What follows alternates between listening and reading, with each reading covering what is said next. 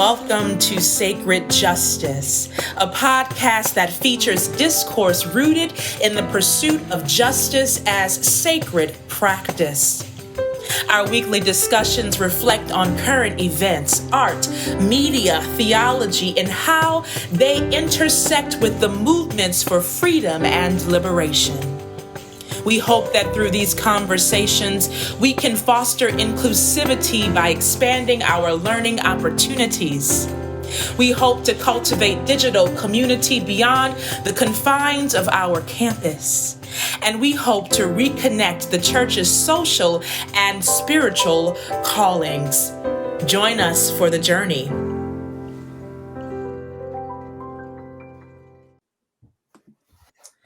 Welcome back to Sacred Justice.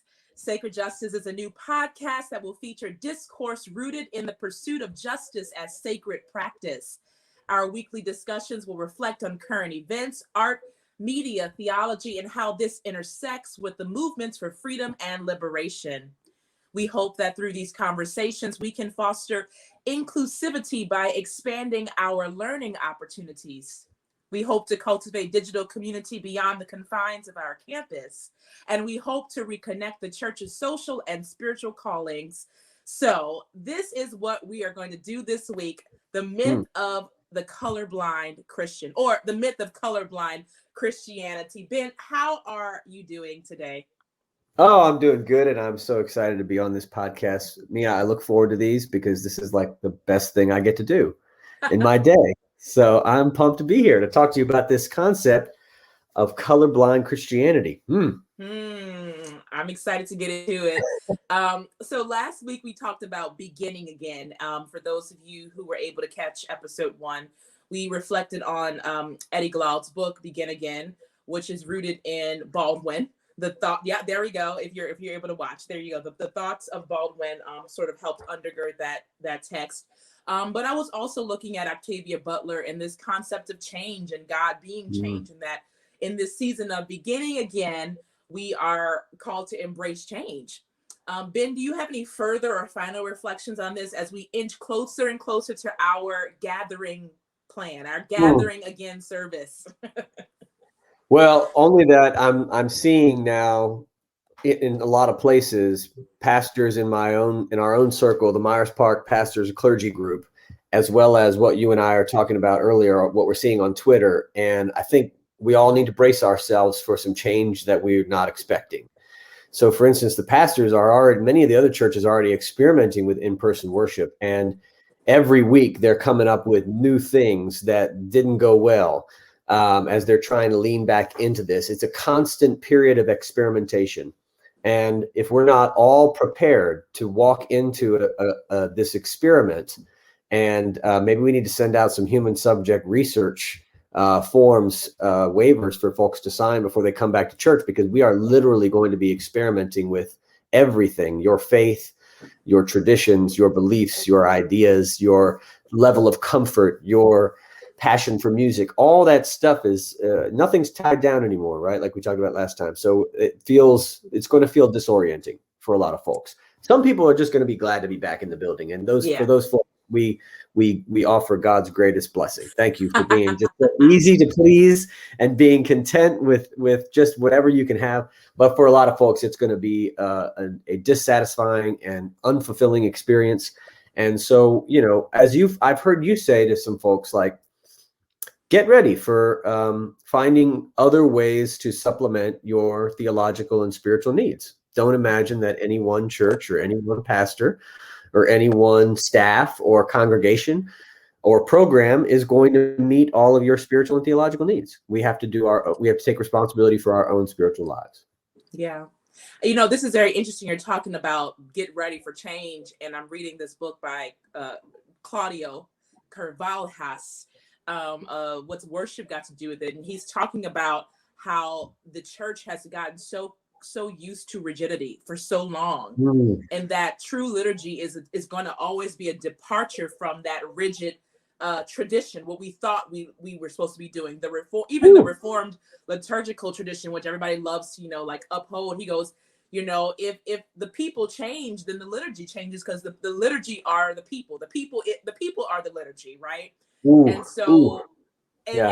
as we get closer and closer to inching into beginning again, it's important to remember that who shows up is going to shape that every week. And every Ooh. week that's going to be a different group of people, maybe. And maybe Mhm. some people you've literally never seen before because they've joined this church in the pandemic, or some people who you won't see again because of circumstances. And so that means that we're always, the liturgy that we thought we knew is gone.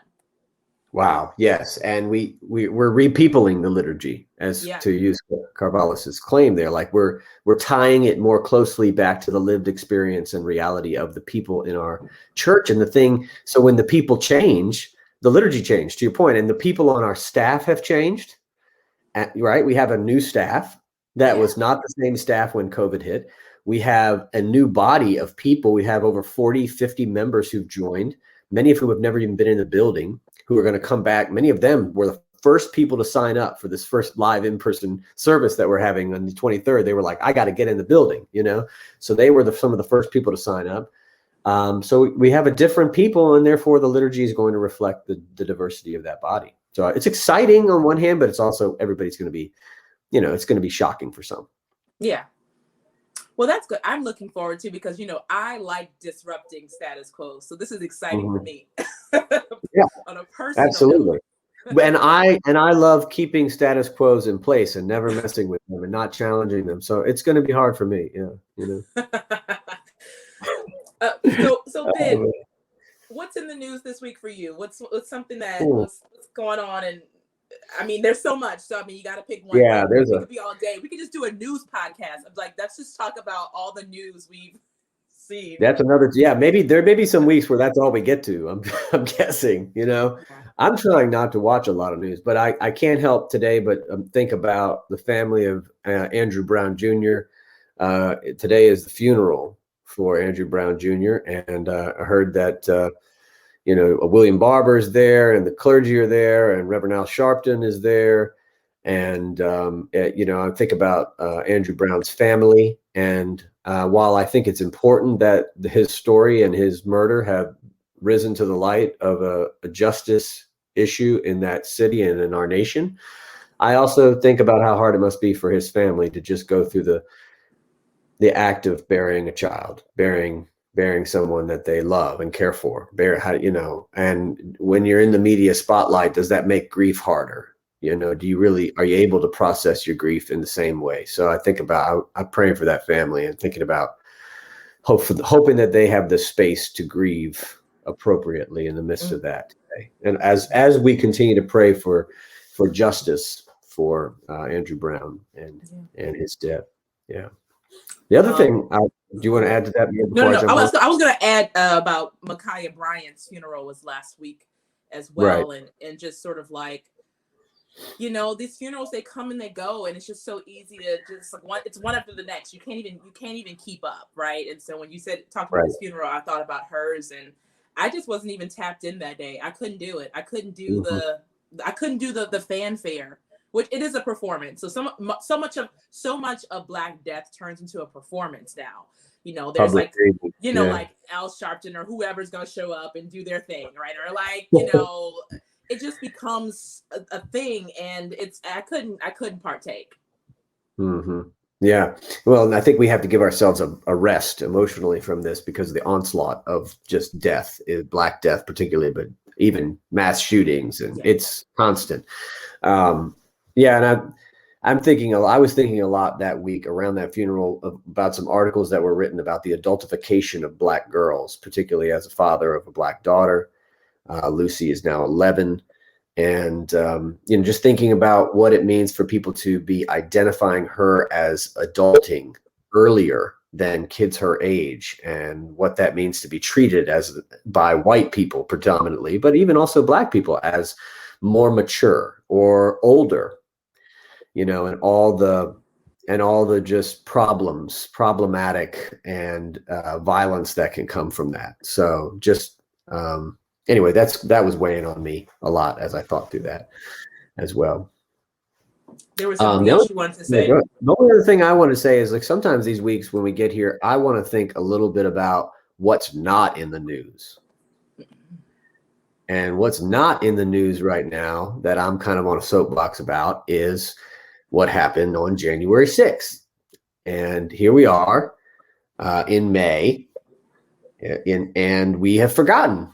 The collective conversation has completely shifted away. And what I was really, why this really moved me is I read about a news station based out of Harrisburg, Pennsylvania. Now, that is not a urban metropolitan area. I can tell you that that's the capital of Pennsylvania. It's not like New York City or something like that. It's surrounded by rural, and it is in the kind of place in Pennsylvania that is very, very much heavily Republican. And yet they have made a decision as a journalist, out of active journalistic integrity, that they are, no matter who appears on their show, they are going to talk about what their role was in the attack on democracy. So it doesn't matter who's on. They put underneath them, either in writing or they introduce the guest, reminding everybody about what they did on January 6th. And I thought, that is accountability. That is what sustained accountability looks like in a country that wants to absolve and create immunity around the most ridiculous forms of white behavior in American history. And we just want to forget. We're 3 months away, 4 months, whatever it's been, and 5 months away, and we've already forgotten. And we're not talking about it. And I think the fact that that's not in the news is deeply troubling to me. It's just a continued sense of white immunity for white people. Yeah. That's interesting. I mean, I guess I thought about it briefly last week when what was the address to Congress, or you know, I didn't really watch it, but you know, I heard some funny things about it. But people were sort of tweeting about, oh, don't forget January 6th, don't forget, you know. But it really has. I mean, so much has happened since then too. So it's just like, is it that we are forgetting because we don't care, or is it because there was like 10 mass shootings since then? So like, and I'm not laughing as a joke. It's just, it's overwhelming, you know? Yep. Yeah. So, well, what are you thinking about? Yeah. My news thing to this week has been, I've been furious with these, can I curse on this? We're not going to do this. We're not going to children may be listening. This issue with these bones that are been kept in the Penn Museum, UPenn Museum, or as an artifact in a guy's house now. They have to remove from somebody's. If you don't know the story, first of all, I'm also like pissed that I didn't learn about this in school, about this MOVE bombing. This happened in 1985? Yeah, this is right in Philadelphia, where a black freedom, black resistance, black liberation group was held up in the Christian Movement for Life, which is shortened to MOVE. Right. MOVE, and they held up in a house in Philadelphia and were in a standout with police, right? And then they bombed it. Didn't the whole block? Police bombed the whole block, killing civilians, destroying property, and then of course killing everybody that was in the organization that was still in the building. So then take it from there, Mia. What happens to the bones then? So you know, apparently, the remains of some of the people had been moved to some sort of research center or artifact center. They were being kept. Apparently, it was they were being shipped between University of Pennsylvania and Princeton. And so I don't know all the details about the relationship, how long they were at each place. There was also a period of time that I heard where nobody could find them. Nobody could find the remains. And so then about a week or so ago, this video pops up of this white woman holding up the bones as like an exhibit. Like I'm showing you the bones of this 12 and 14-year-old girl, Tree Africa, and I think it's Delisha Africa. And she's just on camera, like, you know, like it's a chicken bone. Like, yeah, I'm just gonna hold up the bones. What? And people, I mean, that's when I first heard the theory. So, you know, I follow a couple of academics who are like Princeton PhD students and other people, right, who are like, they could not believe the lack of integrity that this woman, and also that the bones were still in possession of, you know, these white institutions. Like, when are they going to be buried and put to rest, right? After it's been 30 years, almost 30 years, or no, more than 30 years. It's been more than 30 years since this happened. And so there's this huge uproar after a bunch of protesting and other I'm sure backdoor maneuverings. A funeral home in Philadelphia has agreed to pick up the remains of Delisha Africa and Tree Africa from the home of Alan Mann, a former Penn physical anthropologist. They were in his house. And so I was just furious. And, on Sunday, I'm thinking about bones, and we just finished this Lenten series about can the bones live? And I was just like, can they rest? There needs to be, we don't want them to live. I don't know what you're searching for in the bones. I don't know what you're trying to find out about these people or about who they were, but it's been 34 years or however long. Can they go to sleep now, right? 36 years now. So that's sort of been on my mind, just sort of thinking about, again, the performance around Black death and the expectation that there needs to be some sort of resurrection narrative to come out of something, right? And maybe not. Maybe we should just sit and we're in Saturday, and this is where we are. We are in Saturday. We're in Good Friday and Saturday. Everything does not need to have a hope. Put the bones to rest. I don't know that bones that are not put to rest can be resurrected. And I mean that both metaphorically. I mean that metaphorically also, right? That's if you've ever watched any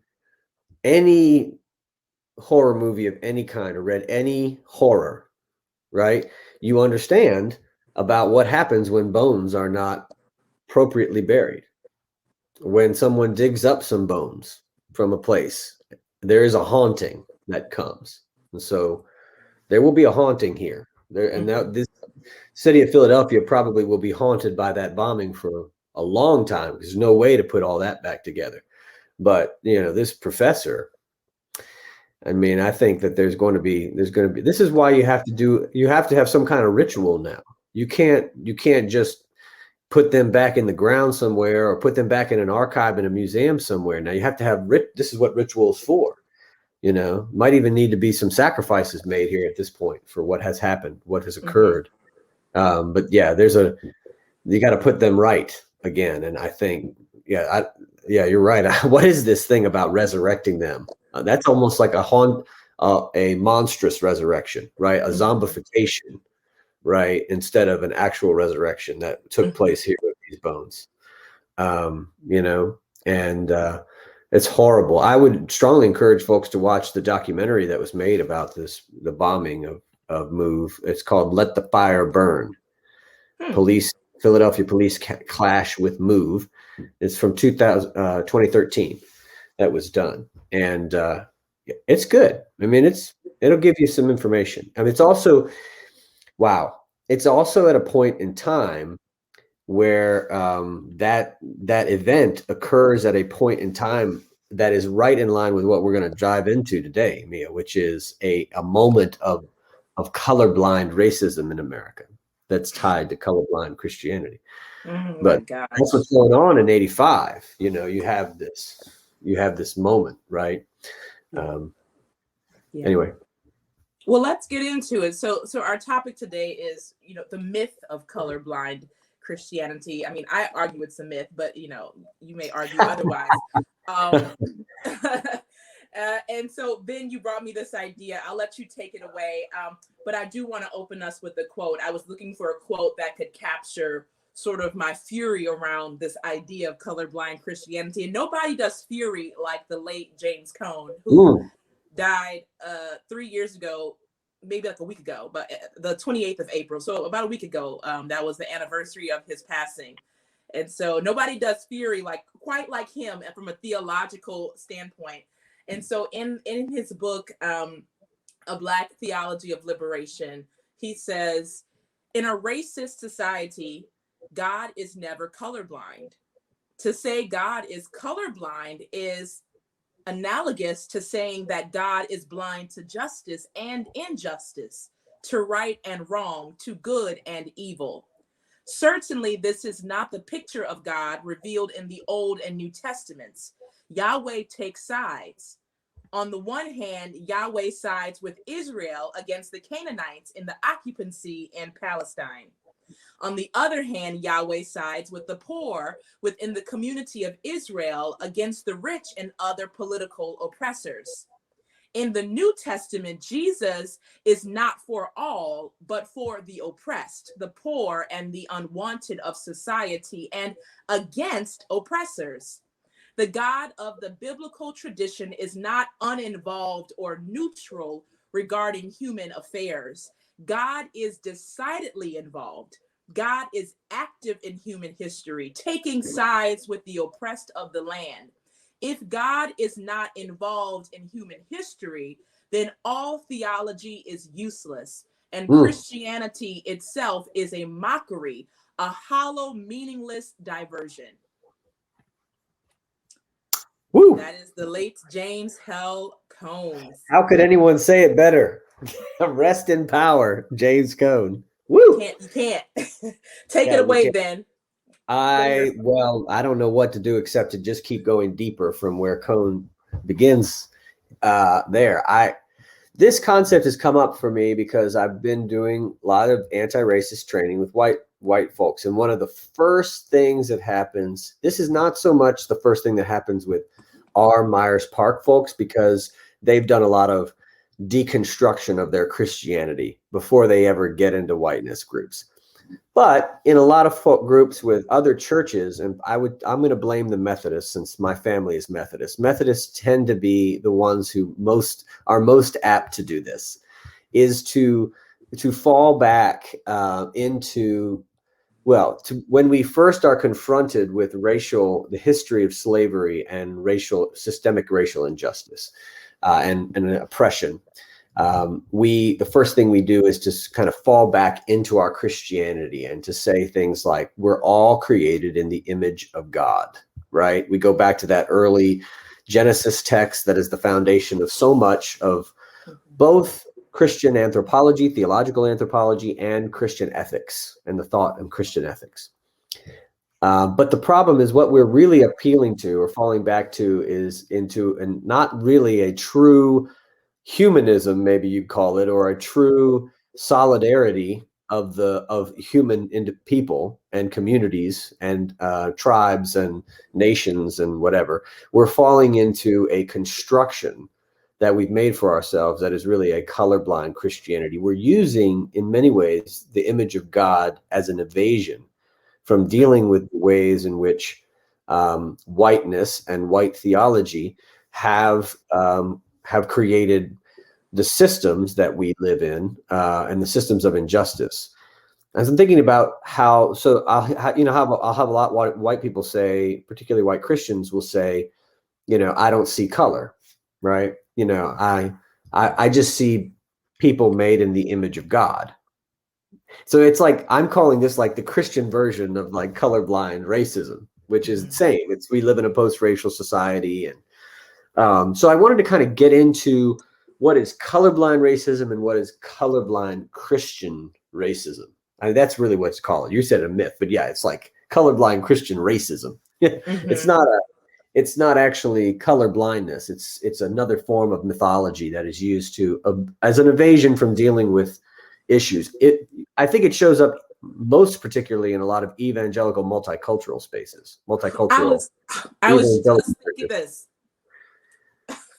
Yeah. I mean, that's a huge place for colorblind Christianity, right?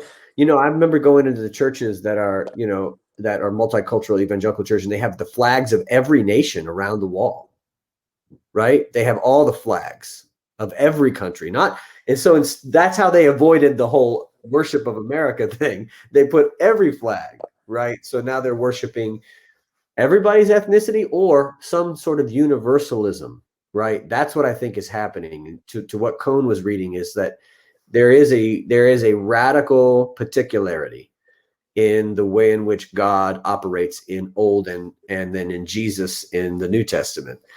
And it's a particularity on the side of people, nations, groups, communities who are oppressed for their sake. It's the Exodus narrative of God does not choose the Egyptians. The Egyptians get messed up. because they're the occupiers, they're the oppressors, they're the empire. God does not side with, God doesn't side with even Israel when it becomes a nation state. It's the prophets siding with the poor and the marginalized and the exploited. And then in the New Testament, Jesus clearly, I don't know how he became such a nice guy in the minds of many, but he's got some things to say about people who are oppressing. I mean, look at Matthew 22 and 23. Anytime you think Jesus is nice and loves you, please read Matthew 22 and 23. He does love you, but he also wants to say some things to you about life and oppression in Matthew 22 and 23. So it's like, you see Jesus taking sides. He's taking sides with those being exploited by the religious establishment and those being exploited by Roman occupation, and not taking sides with the oppressors, because to do so would be to take sides with evil, right? Yeah. And so, I think, so parsing this out, like for me, I was thinking about how colorblind racism operates. And I think if we could kind of smash these definitions together, we could really get at what might be operating here. So the first thing, like colorblind racism, I came across it being defined for me by Eduardo Bonilla Silva in his famous book, Racism Without Racists, which is just a great title. And it's of course, his book is saying that why is America still, racially discriminatory if there's no more racists anymore? Nobody thinks they're racist anymore. And he says that so he comes up with this term that he calls colorblind racism. There was a sociological idea called color blindness, but he adds racism to it, saying that actually your color blindness is racist. And he says that colorblind racism is the ideology that imagines we're living in a post-racial society where skin color no longer determines the livelihood and rights of human beings, which is obviously untrue. But there's a long period from like 1970 to like last week where most people in America thought the racism was over, right? Like just 10 years ago, people thought racism was done. And so one of the things that colorblind racism does is attempts to explain all racial inequality must be the outcome of non-racial things, right? So racial inequality is a result of market dynamics or naturally occurring phenomenon like, people buying houses and just happening to want to live in certain places, or the lack of personal responsibility among Black people if they just, work harder, Mia. I don't know why don't Black people you got to pull yourselves up by the bootstraps. You know what I'm saying? Yeah. You don't have any laces or boots. So what do you do? And then like the one that's really nefarious is certain groups' cultural limitations. I'm using air quotes here if you're not seeing this video. And the culture. So one of the ways that this happens in American society is we say, well, real problem with racism is and Black advancement is because there's a lack of Black fathers, and we need to work on family issues, and we need to get stabilize the Black family, and if we could just do that, that's actually a really old racist myth that goes back to the government, Patrick Moynihan, and some studies that were done that were created to study Black families and study Black culture as a way of saying that's why there's not Black advancement, so that white people didn't have to take responsibility for creating the ghettos and continuing to create racial disparities all across our country. So colorblind racism masks all that. It goes even beyond the Black father. I'll kind of come back to this book by Patricia Hill Collins, who is a Black feminist. And I'm always, this is like a Bible. And she talks about the welfare mom and how that narrative was created to do something similar. Like, we're studying the Black family. Look at all these women on welfare. If they would just, stop abusing the government services and get a good job and stop having all these kids, right? So there's always this narrative at play that it's your fault, I'm just like nodding so crazy right now because you're setting up my next point. Basically, so Keeanga-Yamahtta Taylor, in a really great book called Black Lives Matter to Black Liberation, charts sort of the history of racism from the point of the end of the Black freedom movement, the end of the civil rights movement to today, to Black Lives Matter. And one of the things she talks about is how colorblind racism was utilized by politicians, not just people like Reagan, who clearly made the welfare queen such a big deal that there was actually a professional wrestler who called herself the welfare queen. I mean, it was like a major cultural phenomenon, even though more white women were on welfare forever and have always been. And more white people take advantage of welfare than anybody else. So the idea that it was a way of using race to turn people against the welfare state. So think about, so that Keeanga-Yamahtta Taylor says that colorblind racism is always used as a way to peel black advancement and to strip away the welfare state. So what's happening with colorblind racism is we're saying, no, there's no racism here. We're beyond that now, remember? But meanwhile, we're tearing all the social safety nets away. We are defunding every aspect of society except for policing. We've defunded schools, social service programs, welfare programs. And this is not just Republicans. This is also Carter was just as guilty of it. So was Bill Clinton. Clinton put the nail in the coffin of the welfare state. They are tearing away at welfare protections that were needed as a part of black advancement. And so what they are really doing is using the gaze of colorblindness, or the facade, the charade of this colorblind ideology, to put it up to say, no, don't look here. There's no racism here. Meanwhile, they are stripping away every protection black people had, and every program black people had, and any possibility for advancement. And colorblind racism just so happens to bring this home. Colorblind racism happens to mirror the exact same time period that Charlotte was studied for the opportunity report that was done by Roz Chetty. And that is now famously proven that Charlotte is the worst city in America for upward mobility, because we fell into colorblind racism more than anybody else. And we're still there, Ben. We're still there. That's right. That's right. My biggest thing, I'm trying, okay, stop, tangential note. My biggest thing in my 2 years of just sort of like watching what's going on here is that it's very hard to organize people who think they've made it. And so that counts for Black people as well. So this is probably why organizing fails. And so Black people have bought into this idea of color blindness. I can't say racism because I don't believe that we can, be racist, but we have bought into this as well, right? They have tricked us into thinking that because we have a little bit of buying power, that we are, some sort of bourgeoisie class. But Joy James would argue that we are the petite bourgeoisie because we don't have enough wealth to ever be the bourgeoisie class. And so this is what happens here in Charlotte. I mean, so it's not just 100% on white people. I think it's on whiteness as an institution. Yes. But Black folk have bought into this as well. They got a 5-bedroom house in the suburbs. They've made it. There's no racism. What are you talking about in Charlotte? No. Well,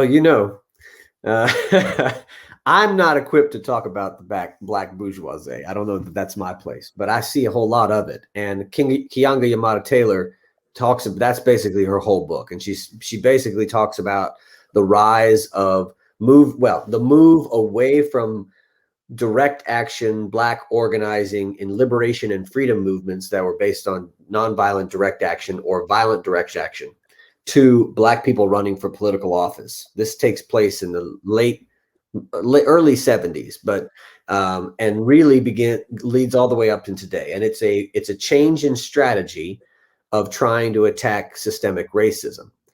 And her book charts the legacy of what has happened since the first Black mayor in Ohio, all the way up until today, and to see what has Black faces in high places and Black political leaders and Black political power made a difference for the lives of Black Americans. And of course, you might be unsurprised me to find that now white people will be surprised by this, but Black people might be surprised to know that will not be surprised to know that the answer is a resounding no, that in fact it's made it worse in a lot of cases. And that just like Bill Clinton had to be tough on crime to get elected, Black political leaders find themselves having to be tough on crime and tough on all sorts of other areas, tough on their own people, and to adopt the same racist ideologies of cultural limitation as the problem for racism and personal responsibility as the issue of racism as a way to get elected, right? So it's the Black political leader who says, pull up your pants. I don't want to see y'all protesting in the streets with your pants hanging down, and starts focusing in on like culture as the issue instead of poverty, the defunding of schools, the lack of a welfare state and the lack of jobs. And again, so it's another evasion of responsibility, which is the white thing. That's whiteness 101, is to not take responsibility for what's happening. And so you see Black political leaders, unfortunately, succumbing to participation in whiteness, right? Not deconstructing the system, but in fact becoming another pillar within the system, upholding the structure of white supremacy, which is really, it's hard for white people to understand, because we think Black people in the right places change everything. No, you're hitting on something here. With as we segue into this Christian conversation about sort of Black people upholding the pillars, so much of church planting culture, evangelical church planting culture, is a lot of these white organizations like the Orchard Group or some of the Acts 29 or Acts whatever churches. God, I hope they disappeared forever. Isn't that a body spray? The Book of Acts. Oh, I'm sorry. They find Black men to be pastors of these church plants, to be like, look, we're not racist. Look, we just hired this. We're funding this Black man's church plant, but the Black man is working for this very racist and ideologically backward organization. And to get that funding, and it's always he, has to, uphold their tenets. So, so how do you then define this colorblind Christian racism? Taking it from I don't want to say secular. Yeah. Secular. So here's the crazy thing that's not so crazy if you understand that whiteness was something created by Christians, and slavery was an invention created by Christians, and colonialism was an invention created by Christians. When you know that, this is not going to sound that crazy, but for a lot of white Christians, it's going to sound horrifying. But Robert Jones has done some really good statistical analysis on this with attitudes and feelings across the country. And it's over the last 10, 15 years. And just published a book called White Too Long about the church based on a lot of the statistical data. But what he found was that Christianity, being a Christian in America, makes you more racist, not less racist. And that goes for white people and Black people and people of color. Being a Christian actually makes you more susceptible to racism. This is what I mean by colorblind Christianity. See, so colorblind racist Christianity is that actually there are certain forms of Christianity, the dominant form in America, participating in that makes you more racist, not less, which means that the whole image of God, we're all made in the image of God, is in church, and we're all just children of God, beloved children, is actually doing the same thing that colorblind racism is doing in American society. It is masking it is masking a theological I don't know, you would call it malpractice, that is making people more racist and not actually getting them involved in movements for justice and change. The same way that colorblind racism in society is rolling back the welfare state and hurting Black people instead of actually, there's a real such thing as colorblindness. It becomes this facade that a cover, like a curtain that comes up, and behind it is the racism, but the curtain saying there's no racism here. And that's what's happening in the church too. And so it's preventing churches from doing the deep work in their own context of kind of looking at their whiteness, like we're trying to do at our church. And they don't need to do that because they say, wait a second, there's no white people here. There's just Christians. There's just followers of Jesus. So we don't need it. Why would we look at whiteness? Right. And again, that is to evade the very problem that is. And this brings me all the way back to a couple of quotes that I brought with me to add to Cone today.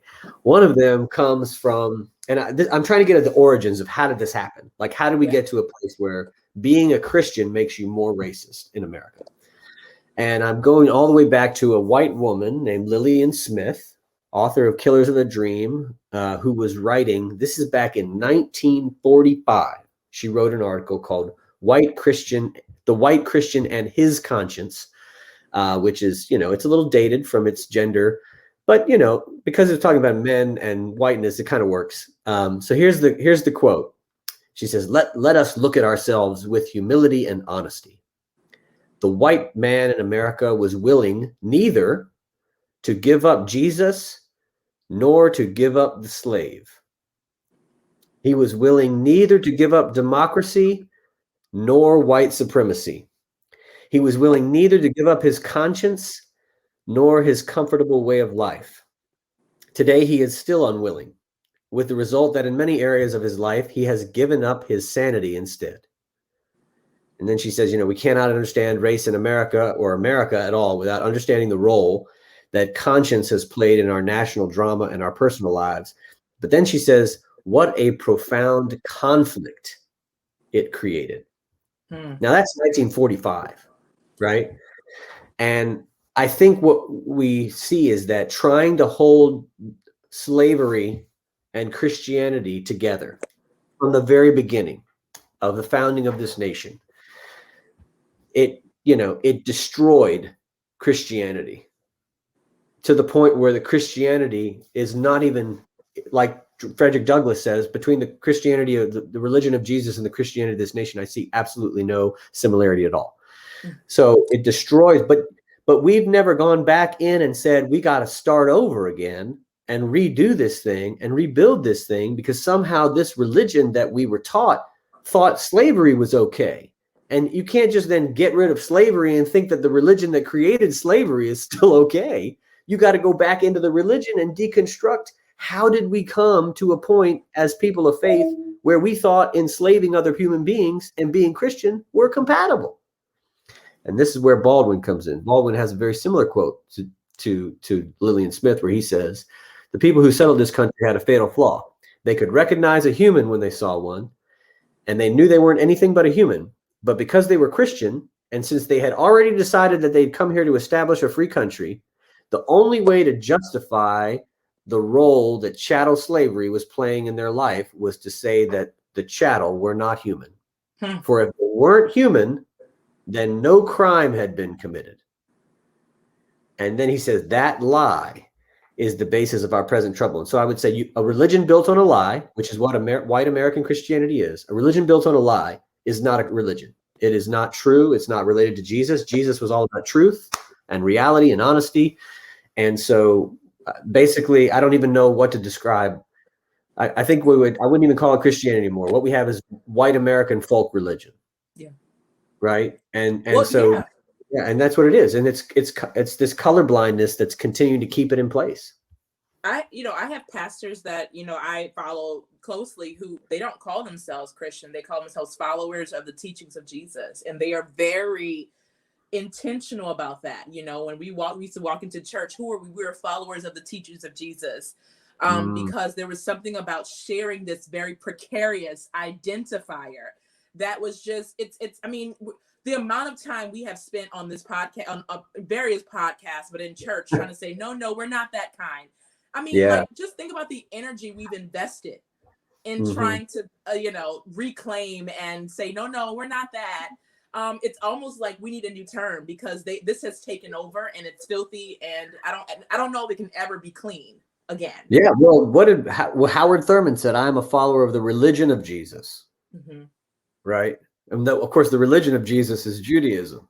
So what is Howard Thurman saying? What are you saying? It makes me wonder, what does it mean to get back and, get back a little bit, even maybe beyond Paul, maybe beyond some of the New Testament writings. And, I was thinking about some of those New Testament writings themselves. There's not, we can do all the exegetical jumping jacks and all the scholarship we want. There's certain texts in the Bible we can't redeem. No. We're not going to be able to make them work in the 21st century. They're just not going to work. And so we have to depart with some of that stuff. And these rigid ideas of what is in the canon and what's out and what's infallible and inerrant and all that garbage is not getting us anywhere. Or even just general Orthodox Christianity. Isn't it interesting, Mia, that the Nicene Creed, right, or the Apostles' Creed, which one ever you want to put, has so little about the life of Jesus. Even the teachings of Jesus, so little about the teachings of Jesus and so much about who Jesus was. What Mm-hmm. is that, right? That's another form of evasion, right? Is to try to get away from the teachings and the life and onto some kind of, metaphysical reflections on identity, Oh right? my, I Which, mean, that's another that form was of my colorblind least Christianity. favorite.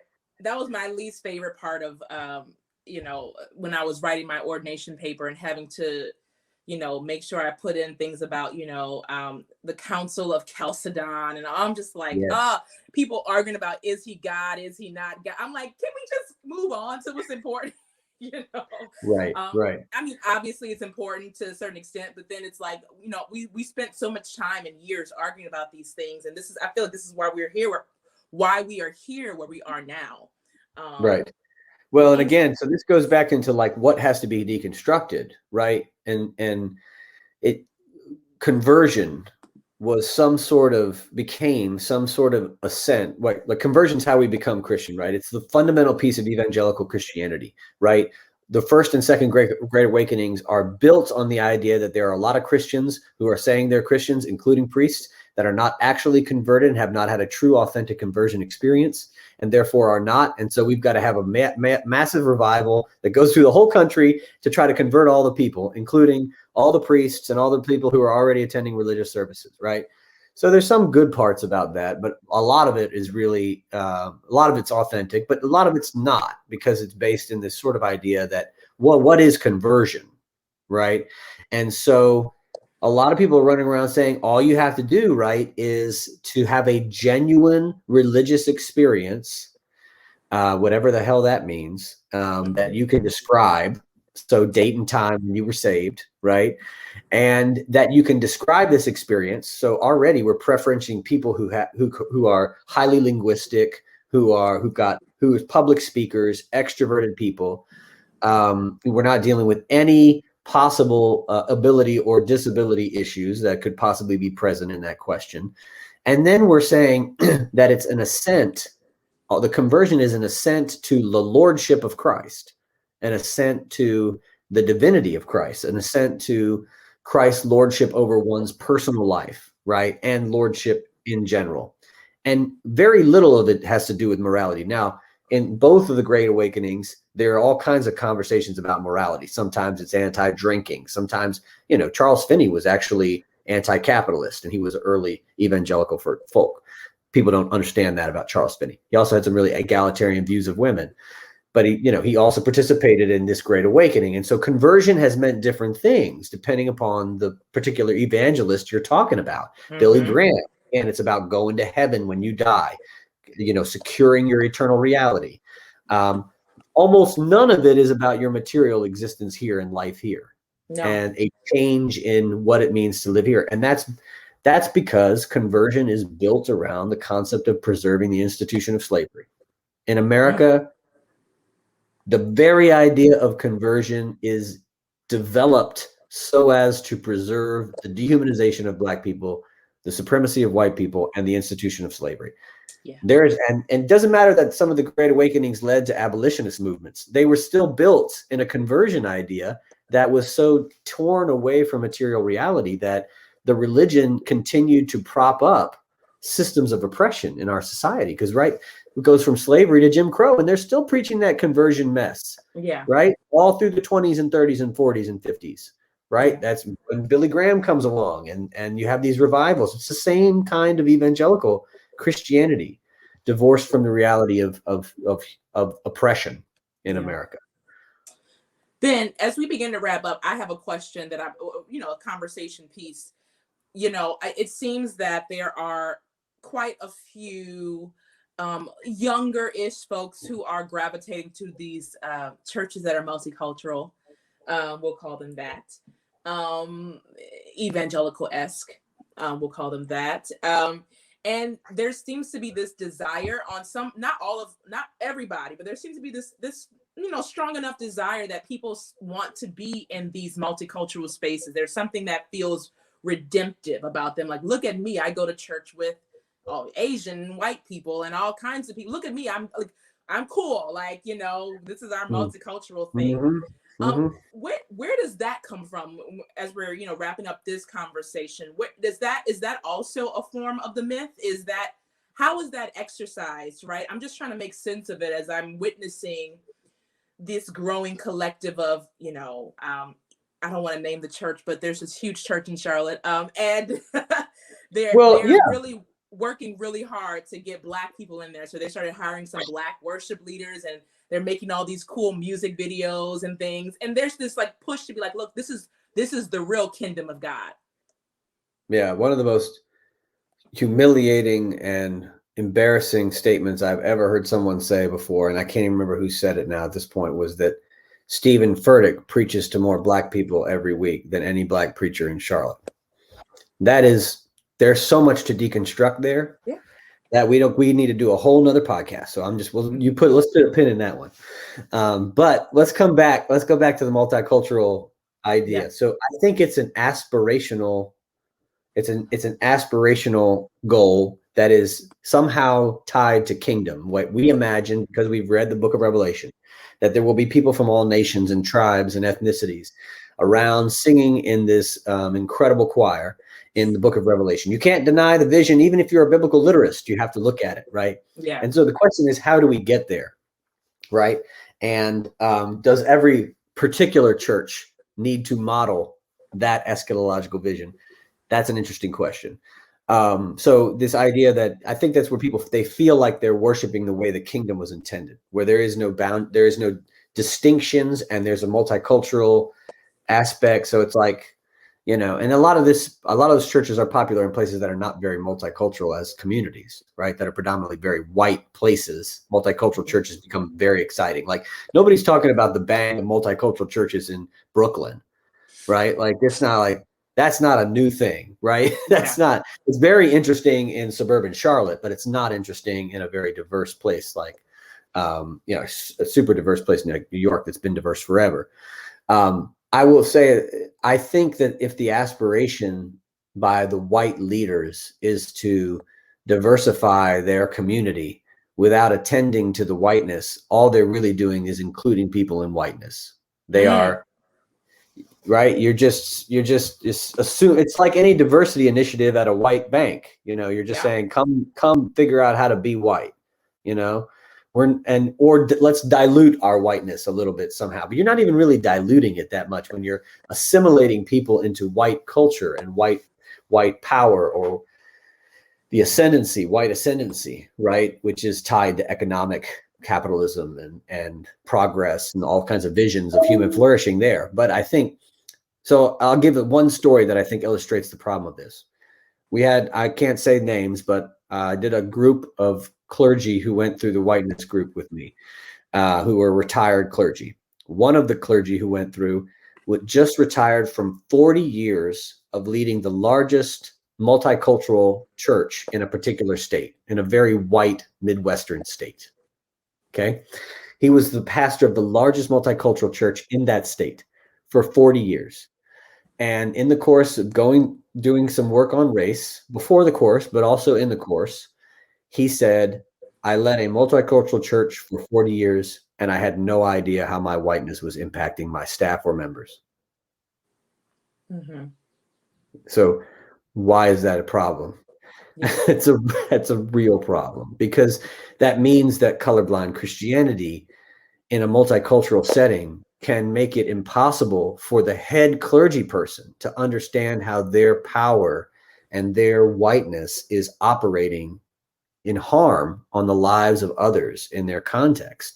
Not even just overt harm, even implicit harm, or just accidental harm, or how the construction of what it means to be human, let alone Christian, in a context like that, is determined by the person who is the most prevalent and present, and who has the most power.